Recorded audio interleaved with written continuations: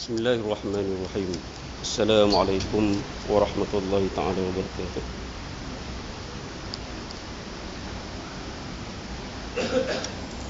Alhamdulillahillazi anzala ala 'abdihi al-kitaba wa lam yaj'al lahu 'iwaja. Asyhadu an la ilaha illallah wahdahu la syarika lah. Wa asyhadu anna Muhammadan 'abduhu wa rasuluh.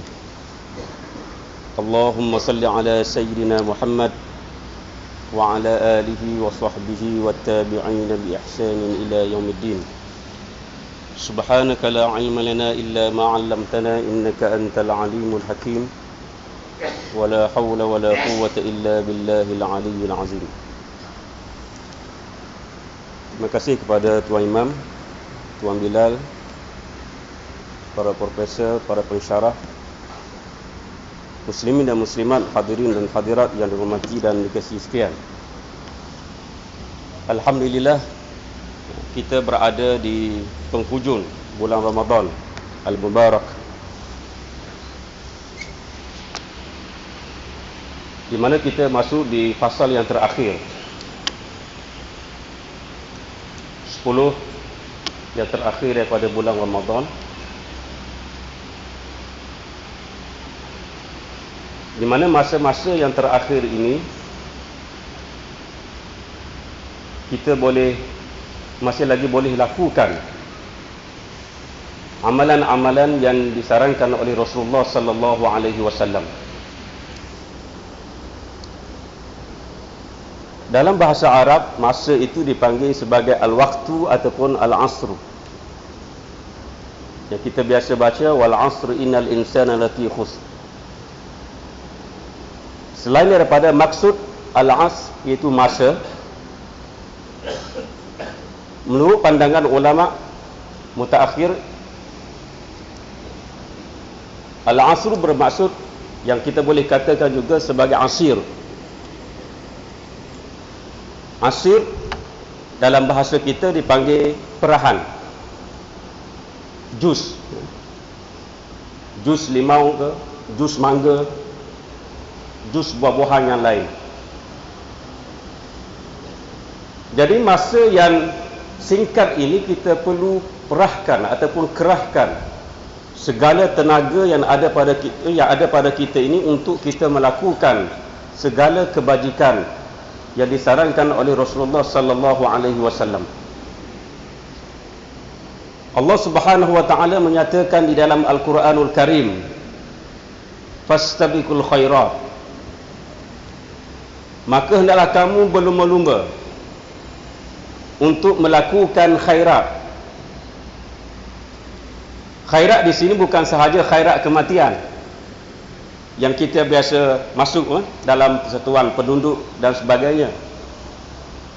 Masuk khairat di sini semua bentuk kebajikan, semua bentuk kebaikan yang disyaratkan oleh Allah Subhanahu wa taala kepada kita. Terutama dalam bulan puasa ini, bulan Ramadan ini merupakan bulan kebajikan yang disebut sebagai syahrul ibadah, syahrul qiyam, syahrul Quran, syahrul maghfirah, syahrul jud, syahrul muwasah. Itu di antara nama-nama bulan Ramadan. Syahrul Khan tidak termasuklah. Syahrul Khan tidak termasuk di antara nama-nama bulan Ramadan. Kalau orang masih lagi nak Syahrul Khan bulan Ramadan, itu manusia teruk sikitlah. Dahlah bulan-bulan lain Syahrul Khan dah. Bulan Ramadan pun nak Syahrul Khan lagi. Siang malam Syahrul Khan. Sedangkan Syahrul Ramadan ini merupakan bulan yang kita mesti ataupun kita perlu melakukan banyak kebajikan. Rasulullah sallallahu alaihi wasallam sebagaimana yang dinyatakan oleh Aisyah radhiyallahu anha, Rasulullah ini sentiasa melakukan qiyamul lail pada bulan-bulan yang lain, bukan saja bulan Ramadan, tapi bulan-bulan yang lain Rasulullah melakukan qiyamul lail. Apatah lagi pada bulan Ramadan, yang melakukan banyak ibadah pada malam Ramadan. Dan yang paling kuat Nabi SAW melakukan ibadah ialah 10 malam yang terakhir. Itu dalam konteks melakukan qiyamul lail ataupun melakukan ibadah kepada Allah Subhanahu wa taala di malam hari. Adapun kebajikan-kebajikan yang lain yang dilakukan oleh Rasulullah sallallahu alaihi wasallam ialah Rasulullah ini seorang dermawan. Seorang yang suka untuk berderma, untuk membantu orang-orang yang berada dalam keadaan kesusahan. Sebab itulah di antara nama bulan Ramadan ialah Syahrul Jud, bulan yang kemurahan ataupun pemurah. Syahrul Muwasah, iaitu bulan orang-orang yang rasa kesian kepada golongan-golongan yang susah. Sebab itulah Rasulullah sallallahu alaihi wasallam manusia yang paling pemurah pada bulan Ramadan. Min ajwadin nas, manusia yang paling pemurah, yang paling dermawan di bulan Ramadan. Dan suatu hadis menyebut seolah-olah seperti angin yang bertiup. Angin yang bertiup di sini tidak boleh dibandingkan dengan angin kipas yang kita rasa macam angin kipas. Angin kipas kita kena bayar, kan, bayar elektrik. Pihak masjid kena bayar elektrik. Kalau angin yang bertiup di luar itu tak kena bayar. Laju ke, perlahan ke, tak kena bayar. Tak ada kerajaan yang boleh memberi cas kepada masyarakat ataupun kepada rakyat untuk bayar angin yang bertiup di luar. Itulah sifat pemurah yang ada pada Rasulullah sallallahu alaihi wasallam. Rasulullah cepat dalam membantu mereka yang berada dalam keadaan kesusahan dan tidak mengharapkan balasan daripada orang. Oleh sebab itulah di antara perkara yang perlu kita lakukan di bulan Ramadan ini ialah sedekah. Sedekah diambil daripada perkataan bahasa Arab, iaitu sedekah. Sedekah bermaksud kepercayaan, keyakinan. Sodak ataupun sodiq, membenarkan. Sebab sedekah dengan kepercayaan ataupun kebenaran itu merupakan suatu perkara yang mempunyai kaitan di antara satu sama lain. Apabila seseorang itu percaya kepada ganjaran yang Allah Subhanahu wa taala berikan kepadanya, maka dia akan melakukan sedekah. Oleh sebab itulah Sayyidina Abu Bakar As-Siddiq radhiyallahu anhu digelarkan sebagai As-Siddiq. Selain dia membenarkan ajaran Nabi kita Muhammad sallallahu alaihi wasallam, dia juga seorang yang dermawan, seorang yang suka bersedekah. Sehingga Rasulullah sallallahu alaihi wasallam bertanya kepada Abu Bakar, apakah yang tinggal kepadamu wahai Abu Bakar? Lalu Abu Bakar berkata, Allah dan Rasulnya sahaja. Harta yang kesemua hartanya disedekahkan ke jalan Allah Subhanahu wa taala. Sebab itulah Abu Bakar disebut sebagai As-Siddiq. Selain daripada beliau membenarkan ajaran Nabi sallallahu alaihi wasallam, beliau juga seorang yang dermawan. Begitu juga dengan apa yang dilakukan oleh Sayyidina Utsman Ibn Affan radhiyallahu anhu. Sayyidina Utsman dia akan menderma ataupun bersedekah kepada masyarakat muslim ketika itu sebanyak 100 ekor unta.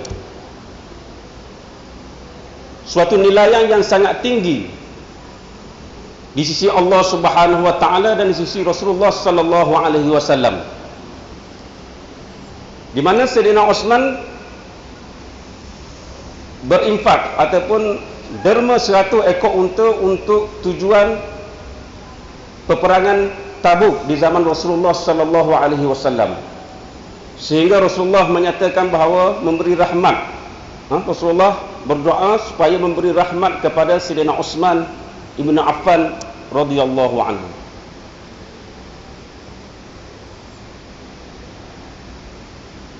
Begitu juga apa yang dilakukan oleh Abdul Rahman bin Auf, di mana Abdul Rahman bin Auf seorang hartawan di zaman Rasulullah sallallahu alaihi wasallam. Beliau telah menderma 100 ekor unta beserta dengan barang dagangan sekali. Bayangkan betapa banyaknya harta yang dimiliki oleh Abdul Rahman bin Auf radhiyallahu anhu. Dan begitulah apa yang dilakukan oleh para sahabat-sahabat yang lain, kerana ianya merupakan galakan daripada Rasulullah sallallahu alaihi wasallam. Sebagaimana yang dinasihatkan oleh Rasulullah, ittaqun nar walau bisyiqqit tamr. Takutlah api neraka walaupun separuh daripada biji kurma.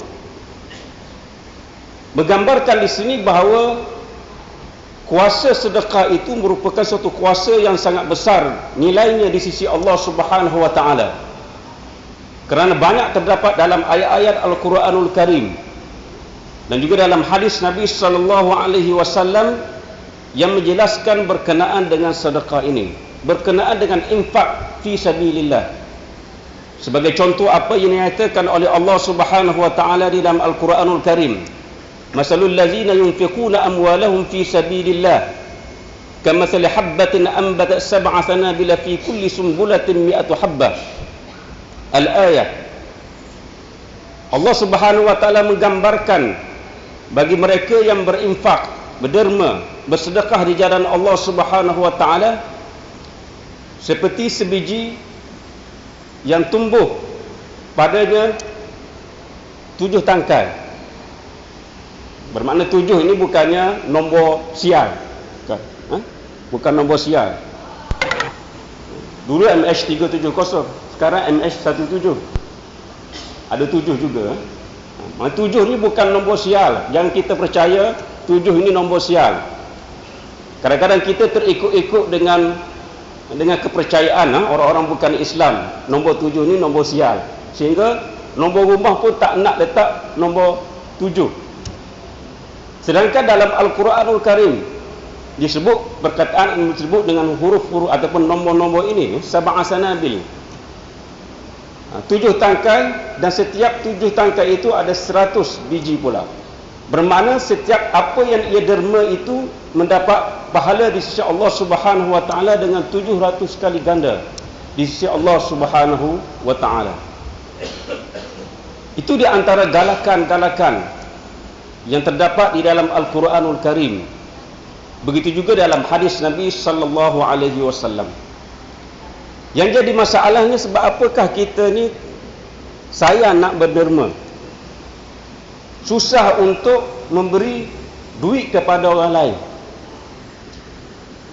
Duit lebih susah nak bagi. Kalau cakap lebih mudah nak bagi. Cakap lebih, sepatutnya dia tak cakap, tapi nak cakap juga, nak bagi tahu juga kepada orang benda-benda yang tidak sepatutnya diberitahu kepada orang lain. Sebab itulah ulama salafus soleh, apabila seorang murid melihat seorang gurunya, syekhnya berdiam diri saja, tak cakap dengan orang, tak berinteraksi dengan orang, dalam hari-hari dia macam tu saja, tak berinteraksi dengan orang. Lalu anak murid ini bertanya kepada syekh, sebab apakah tuan guru bersikap demikian? Tak rasa puas ke?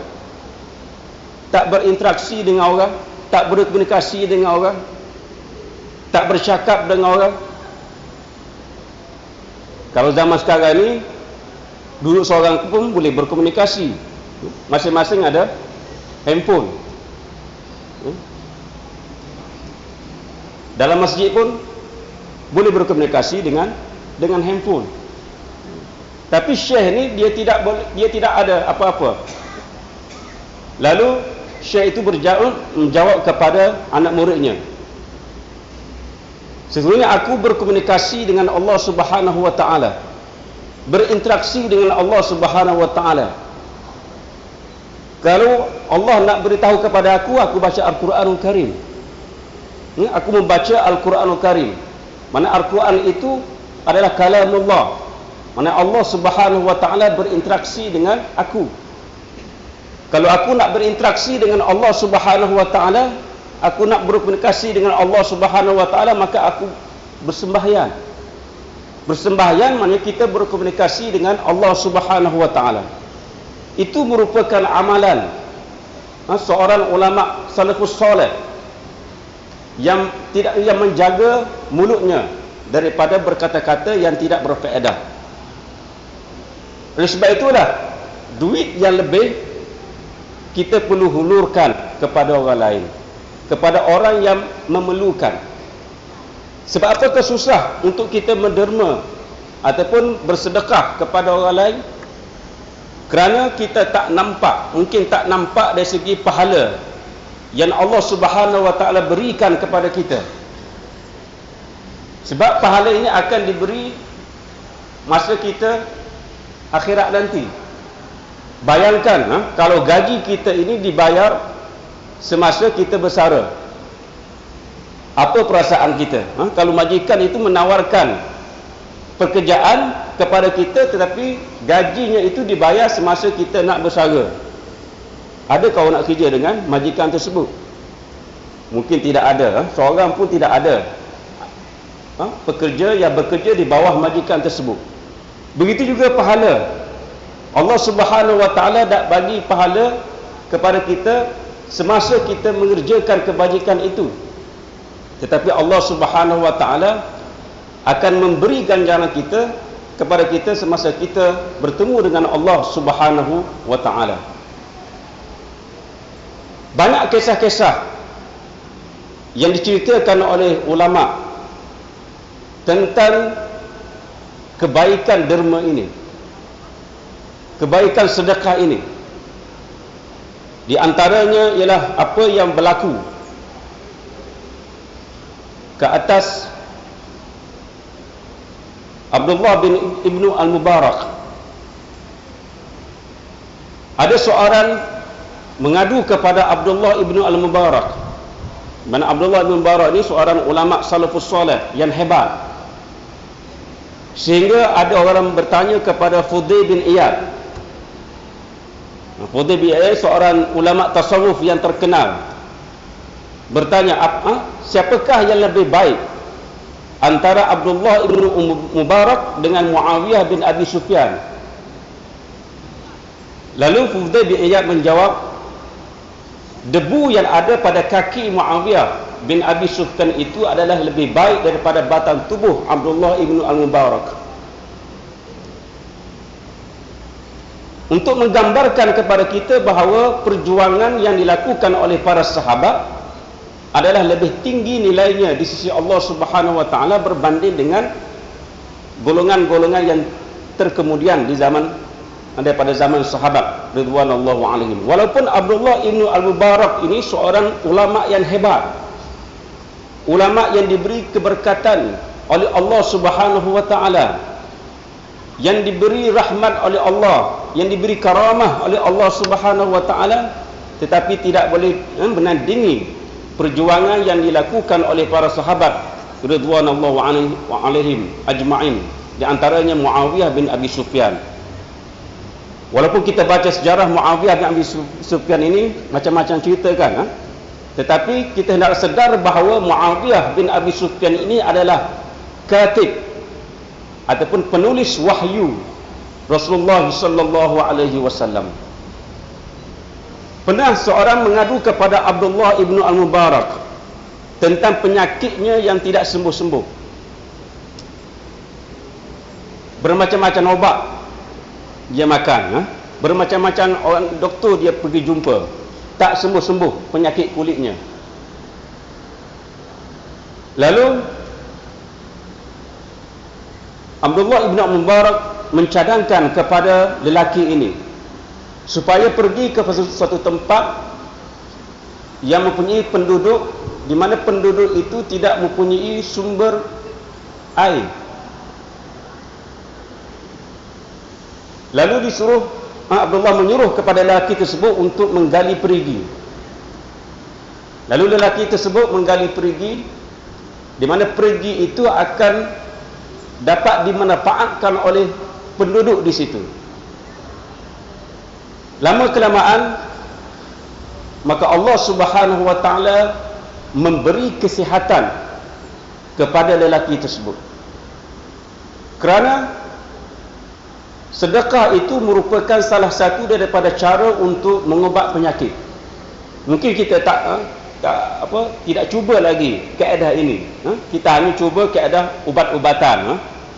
Kalau nak kira daripada umur berapa kita makan ubat, berapa kilo dah kita makan ubat, tak sembuh-sembuh, tak sembuh-sembuh penyakit kita. Mungkin kita cuba dengan kaedah-kaedah yang tertentu yang diajar oleh Rasulullah sallallahu alaihi wasallam, yang diajar oleh para ulama salafus soleh, iaitu dengan kita berderma, bersedekah di jalan Allah Subhanahu wa taala, dan niat untuk kita sembuh daripada penyakit, ujian daripada Allah Subhanahu wa taala. Itu di antara saranan para ulama ridwanullahu alaihim ajma'in. Begitu juga apa yang berlaku ke atas seorang ulama lain, di mana di rumahnya ada 10 biji telur. Pada suatu hari seorang fakir miskin mengetuk pintu dan meminta bantuan daripada rumah seorang ulama itu tersebut. Lalu khadamnya, pembantunya memberi 9 biji, sebab dia simpan 1 biji telur untuk dimakan kepada tuannya, pada ulama itulah. Sehingga beberapa lama pintu rumahnya diketuk semula, dan ada orang memberi hadiah kepada syekh itu sebanyak 90 dinar. Lalu syekh bertanya kepada pembantunya, mana 10 dinar lagi? Tak cukup, mana 10 dinar lagi? Dia kata memang bagi 90 dinar.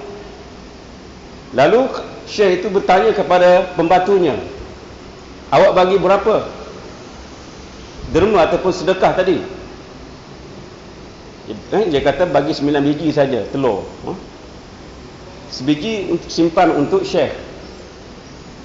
Sebab itulah dia kata dia hanya dapat 90 dinar, sepatutnya 100 dinar dia mendapat pada hari itu, kerana dia percaya bahawa setiap kebajikan, setiap telur itu akan dibalas 10 kebajikan. Tapi hanya 90 saja, kerana dia bagi 9 biji sahaja telur kepada orang yang memerlukan. Begitu juga apa yang diceritakan oleh Az-Zahabi. Az-Zahabi menceritakan bahawa Abu Umamah pernah berderma sebanyak 3 dinar. Maka ia dibalas dengan 300 dinar. Ini di antara kelebihan-kelebihan yang Allah Subhanahu wa taala tunjukkan kepada orang-orang yang percaya kepada ganjaran Allah Subhanahu wa taala. Bukan saja Allah Subhanahu wa taala berikan di atas dunia ini, tetapi Allah Subhanahu wa taala akan berikan kepadanya pada hari akhirat nanti. Kerana dengan derma, dengan sedekah yang ia lakukan ini akan mendapat ganjaran yang tinggi di sisi Allah Subhanahu wa taala, kerana banyak saranan-saranan yang terdapat di dalam Al-Quranul Karim dan dalam hadis Nabi sallallahu alaihi wasallam. Terutamanya pada bulan yang mulia ini, maka kita perlu bersedekah ataupun perlu menderma di jalan Allah Subhanahu wa taala, termasuk kita derma kepada manusia, kepada mereka yang sangat-sangat memerlukan, termasuk kaum muslimin kita yang berada di Gaza dan sebagainya. Mudah-mudahan dengan apa yang kita lakukan ini, derma yang kita lakukan ini mendapat ganjaran yang setinggi-tingginya oleh Allah Subhanahu wa taala dan dikira sebagai amal yang soleh yang mendapat bekalan kita di hari akhirat nanti, kerana sedekah inilah yang akan memayungkan kita di akhirat nanti. Sebab ada 7 golongan yang dinyatakan oleh Rasulullah sallallahu alaihi wasallam yang mendapat payungan, bayangan daripada Allah Subhanahu wa taala ketika mana pada hari yang tidak ada naungan selain pada naungan Allah Subhanahu wa taala. Salah satu daripadanya ialah orang yang melakukan sedekah secara bersembunyi, di mana tangan kanan kirinya tidak mengetahui tangan apa yang dilakukan oleh tangan kanannya. Sebab itulah kita perlu meningkatkan keuangan kita supaya kita mampu untuk bersedekah. Yadul ulya khairun min yadis sufla. Tangan yang di atas lebih baik daripada tangan yang di bawah. Dan kita perlu ingat bahawa sedekah ini bukan sahaja duit, namun perkara-perkara lain dari segi fizikal kita, dari segi tenaga kita, kita boleh dermakan, kita boleh sedekahkan. Bahkan dalam hadis Nabi SAW ada menyebut setiap tasbih yang kita lakukan adalah sedekah, setiap tahmid yang kita laungkan itu adalah sedekah, setiap takbir, setiap tahlil yang kita ucapkan itu adalah sedekah. Mana banyak sedekah yang dianjurkan di dalam Islam supaya kita ini benar-benar mendapat rahmat Allah Subhanahu wa taala dan termasuk di kalangan orang-orang yang dihindari daripada kita daripada api neraka. Saya sekadar itulah untuk hari ini. Wabillahi taufiq wal hidayah. Wassalamualaikum warahmatullahi taala wabarakatuh.